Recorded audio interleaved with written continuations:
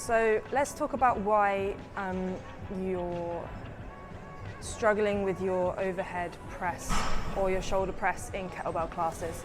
So one of the first reasons can be that your overhead mobility isn't quite there, and what that means is that when your arm's going above your head, you don't have the flexibility here in the back or the chest to actually fulfill that movement and make sure that you're in a strong position. And instead you're going to have to use other positions and other muscles to help you because you don't have that clear path to push up and down with. In terms of what this can look like arching the back too much, so that you're kind of cheating on the overhead press and you're making it into more of a horizontal, because we are stronger in this direction. Even as you start to go up above your head, you are going to get weaker in the sense that you can't lift as much weight. So a really easy way to cheat on this is to arch the lower back and overhead press that way. Now what this means is you can kind of tend to lose our balance because our hips are being pushed forward and we can't then regain our sense of strength because our balance is so out of whack. The way that you can work on this is to do breathing work to open up the chest and the back, and also to work on knowing where your overhead range actually is.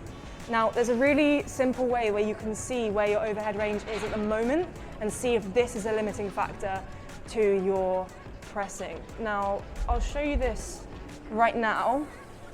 If you go against the wall yourself and let your lower back press into the wall so there's no gap, you're going to put your hands facing each other, raise up, and where that cuts off and your lower back starts to arch off of the wall, that's where you know that you're kind of limited at your overhead. So if my arm gets to here, I know that that's the end of my range, and really I shouldn't be pressing anywhere above this range. If your arms go all the way to the top and the elbows don't turn out and your back doesn't leave the wall, then perfect, you've got the range for this movement and you can just go. So the second reason that you could be struggling with your overhead pressing movements is that you haven't quite got the front rack position nailed and sorted. So let me show you that now. It's a simple fix, it's just a technique thing, and it's really gonna save you some effort and set you up really well for all of those kettlebell moves.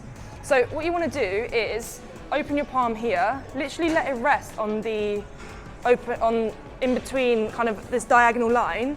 You're gonna then flip it so it's resting on the outside of your forearm and your shoulder, and this elbow is right underneath my wrist. It's so important that the elbow is right underneath, because if we're out here, we're having to kind of do this weird opening movement just to go in a straight line. So we're kind of going up and out, which is putting loads of, it's not necessarily an unhealthy movement, it's just not super efficient. So instead, let this rest here. It can rest on this meaty bit of your shoulder here, and you can then push straight up. Okay, you will turn out probably slightly so that palm faces forward, and that's totally fine, but just get that sorted and it will save you so much of that trouble. Right, let's talk about one of the kind of more complicated aspects, and that's when the positioning underneath the press isn't quite right. And what I mean by that is that in this position here, we haven't actually got a solid foundation. So if the hips are coming forward here, it's really impossible for us to press upright in a strong position because everything underneath is then just falling apart. So the same with the feet as well. If your feet aren't firmly planted onto the ground, it's going to be so tough for you to then actually push up from that position. So the way you're going to get set for this position is this. You're going to make sure that your big toe, little toe and heel are on the ground, both feet firmly planted. You're going to bend your knees just a little bit, relax your shoulders, and breathe out so that you find a bit of tension in the abs. And that should be enough then, if you're in this relaxed position, to just push up from. So after that, if you've got that position down, you can hold these kettlebells here, and you should be in a much better position to push from there.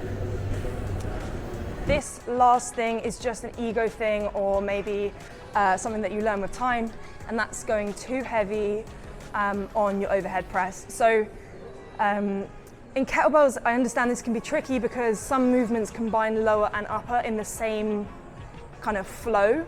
So you kind of need to go for the weight that you can do for your upper, and the lower might be a bit too light, and that's why we can do different movements to work on the legs and different ones to work on the upper body. But if you're going too heavy and you're trying to push over your head, we're going to see it all. We're going to see every single different way that this could go wrong for you. You're going to be perhaps feeling like your neck is doing loads of work, like your kind of chest is having to support in too much and you're not feeling it so much in your shoulders.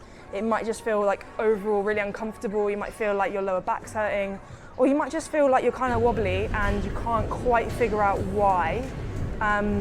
If you're struggling to get your arms fully straight and they're stopping about here, it's a sure sign that you're just going too heavy. This is something that obviously has an easy fix: go lighter, and you'll find that you'll progress way quicker than if you just try and shoot straight for the heavy weights. So have a play around, see which weights are right for you. It can take a bit of trial and error, and that's fine. It may be a little different to when you're going with dumbbells or a barbell. Play around, see what works, and then you can progress over time.